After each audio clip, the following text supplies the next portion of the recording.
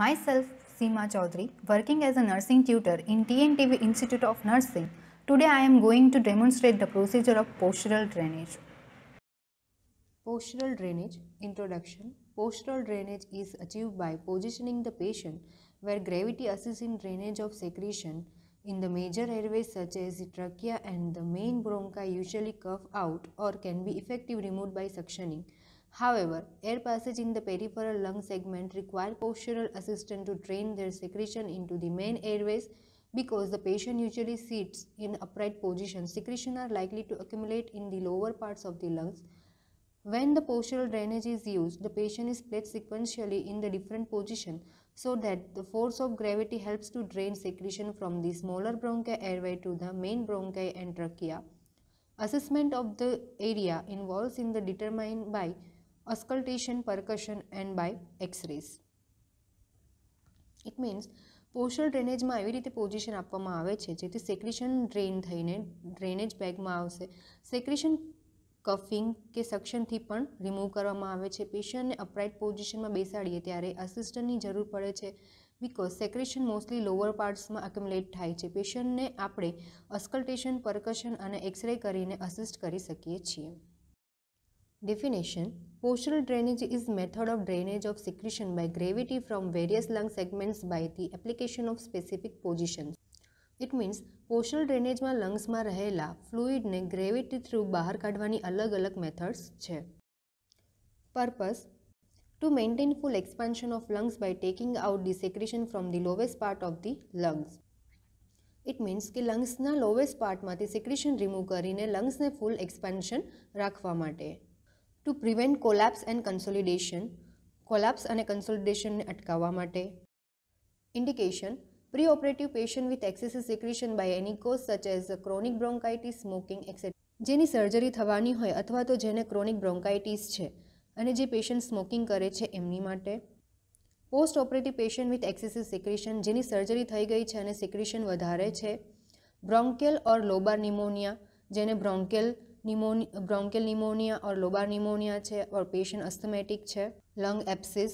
Any disease process in which abnormal sputum is produced and the patient is prone to recurrent infection. કોઈ પેશન્ટને કોઈ disease છે અને જેના લીધે સ્પુટમ પ્રોડ્યુસ થતું હોય છે અથવા તો જે પેશન્ટને વારંવાર ઇન્ફેક્શન થાય છે. When the patient is unable to initiate a voluntary cough or effort to expel the sputum, example infancy, unconsciousness or debilitation. જે પેશન્ટ જાતે સ્પુટમ બહાર નહીં કાઢી શકતા હોય જેમ કે ઇન્ફન્ટ છે, unconscious patient et cetera. When the musculoskeletal abnormalities interferes with the effective cough and mechanism, example quadriplegia.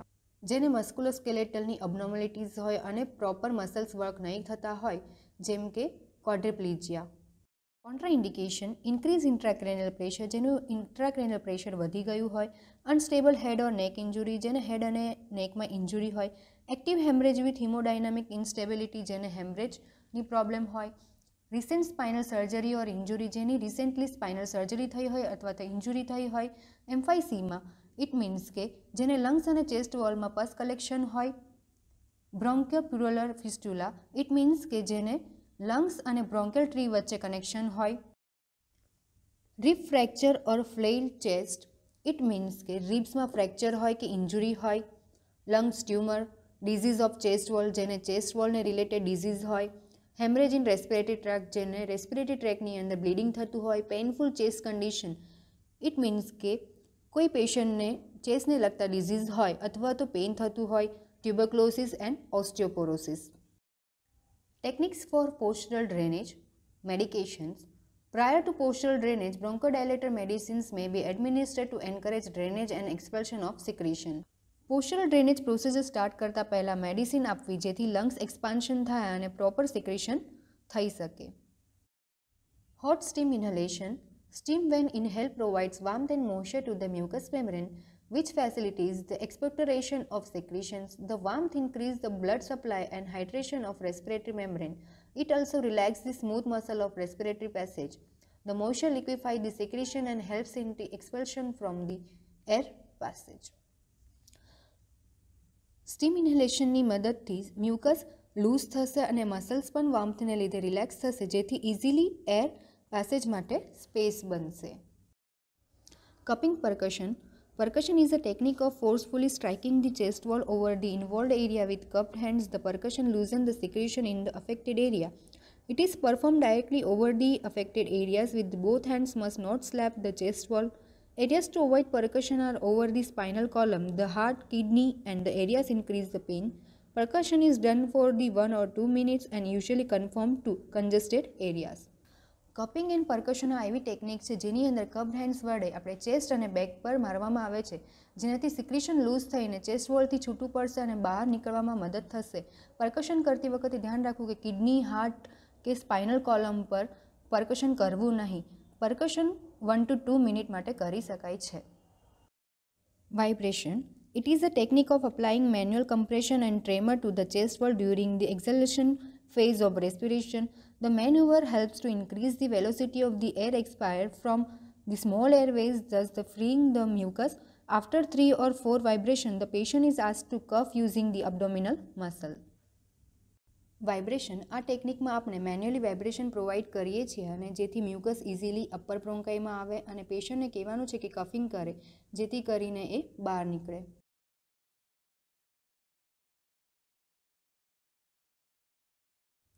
Drainage of anterior upper lobe.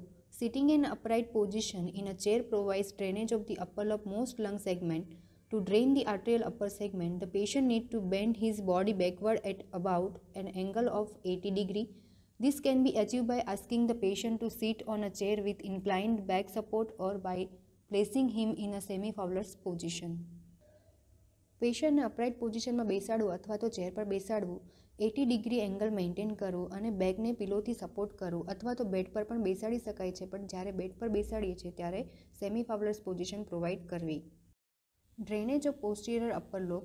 The drain this patient should band forward about 30 degree angle. This position can be achieved by providing a cardiac table with pillow on it in front of the patient to lean or by making him sit on the chair and forward. પેશન્ટને bed પર cardiac ટેબલના મદદથી અને પિલોના સપોર્ટથી 30 degree એંગલમાં બેસાડવું અથવા તો પેશન્ટને chair પર 30 degree angle maintain રહે તે રીતે આગળ બેન્ડ કરીને બેસાડવું. Drainage of lateral upper segment. The patient needs to bend sidewise about 45 degrees first to one side, then to other side, leaning on the arm of the chair to support this position. Lateral સેગમેન્ટમાંથી drainage લેવા માટે પેશન્ટને 45 degree angle પર એક side પર વળાવવું જરૂરી છે, ત્યાર પછી બીજી સાઇડ પર અને એના માટે ચેરનો યુઝ કરી શકાય છે. Drainage of right middle lobe. To drain the patient is position flat on bed on his left side with pillow under his chest. The right shoulder and body are swung forward. Drain remove કરવા માટે પેશન્ટને bed પર flat position આપવી અને left સાઇડથી chest નીચે pillow મૂકવા અને right સાઇડની બોડી અને શોલ્ડર મૂવ કરી શકે એ રીતે ફોરવર્ડ અને બેકવર્ડ રાખવું. Drainage of left middle line segment. Left lung has no middle lobe. To drain left middle segment, the patient position flat on his right side with pillow under his chest. Left લંગની અંદર middle lobe નથી હોતું એટલા માટે આપણે પેશન્ટને bed પર flat position આપવી અને રાઇટ સાઇડથી ચેસ્ટ નીચે આપણે પીલો મૂકવા. Drainage of anterior basilar segment. Drainage of the lower lobe can be accomplished by positioning the patient's bed in a Tendelberg position or by elevating his hip with use of several pillows. The hip must be positioned higher than the shoulder. The patient lies on his back and the shoulders should rest flatly against the mattress. પેશન્ટને આપણે ટેન્ડરબર્ગ position આપવું જેમાં hip side પિલોના સપોર્ટથી elevate કરવા અને પેશન્ટનું back and shoulder flat મેટ્રેસને ટચ થાય એવી રીતે રાખવું. Drainage of posterior basilar segment. The patient lies on the abdomen in a Tendelberg position on his hip elevated by pillows. પેશન્ટને પેટના ભાગથી સુડાવીને ટેન્ડલબર્ગ પોઝિશન આપવી જેની અંદર આપણે પિલોના મદદથી એના હિપ્સને એલિવેટેડ કરવા. Drainage of lateral basilar segment. To drain this, the sideline position is used as described in drainage of the middle lung segment. The hip should be elevated higher than the shoulders. When no specific instruction is received, the patient is placed in such a position. When gravity helps in drainage from bronchi, special beds may be used for this purpose. Example, Nelson's bed. પેશન્ટને sideline પોઝિશનમાં સુડાવી drain out માટે position આપવું, હિપને shoulder કરતાં વધુ elevated રાખવા, પેશન્ટને instruction પ્રમાણે position આપવું જેથી ઇઝીલી ડ્રેન આઉટ થઈ શકે. Preparation of articles, pillow to support the patient in different position, a mouthwash solution to wash the mouth if the patient has vomiting, a small hand towel to wipe the face, a kidney tray to collect wet waste, sputum cup to collect the sputum, Nelson's inhaler to loosen the secretion, nursing record sheet to record the procedure, nebulizer machine to provide nebulization prescribed by doctor, a chair to give comfort to the patient. This tray is used for postural drainage procedure. This tray containing pillow to support the patient in different position, mouthwash to wash the mouth if the patient has vomiting, small hand towel to wipe the face, kidney tray to collect the wet waste, sputum cup to collect the sputum, Nelson's inhaler to loosen the secretion, nursing record sheet to record the procedure, nebulization machine to provide the nebulization as prescribed by doctor, a chair to give the comfort to the patient. Explain the procedure and screen the patient. Position the patient for drainage from lungs. પેશન્ટને procedure explain કરવી અને પેશન્ટને privacy provide કરવી અને proper position આપવું. Watch the patient repeatedly for sign of collapse, fatigue, breathing pattern. Put him in a comfortable position immediately. Patient પર continuous watch રાખવું. પેશન્ટને કોલેપ્સ, ફટીગ, બ્રીધિંગ ડિફિકલ્ટી એવી કોઈ પ્રોબ્લેમ તો નથી થતી ને? ઇફ થાય તો પેશન્ટને ઇમિડિયેટલી કમ્ફર્ટેબલ પોઝિશન આપવું. Carry the procedure before meals or after 2 hours of meal. The best time is early in the morning. Procedure કરવા માટેનો બેસ્ટ ટાઈમ અર્લી મોર્નિંગ છે અથવા તો જમ્યાના 2 કલાક પછી પેશન્ટને પ્રોસિજર કરવી. Proper position to be provided along with the cupping or vibration technique. પેશન્ટને પ્રોપર પોઝિશનિંગ આપવી અને કન્ટિન્યુઅસ પેશન્ટને કપિંગ અને વાઇબ્રેશન ટેકનિક પ્રોવાઇડ કરવી. Periodically the patient is encouraged to cough and spit out in the sputum cup provided. પેશન્ટને anchorage કરવું કે તે કફિંગ કરે અને કફિંગ કરતી વખતે જે સ્પુટમ પ્રોડ્યુસ થાય છે તેને સ્પીટ આઉટ કરે. After procedure give mouth wash to the patient. Procedure થયા પછી પેશન્ટને ઇફ નીડેડ હોય તો એને માઉથ વોશ પ્રોવાઈડ કરવું. Supportive measures like steam inhalation could be given to the patient if needed. If પેશન્ટને જરૂર હોય તો સ્ટીમ ઇન્હેલેશન પ્રોવાઈડ કરવું. Record the effects of procedure to the patient date and time.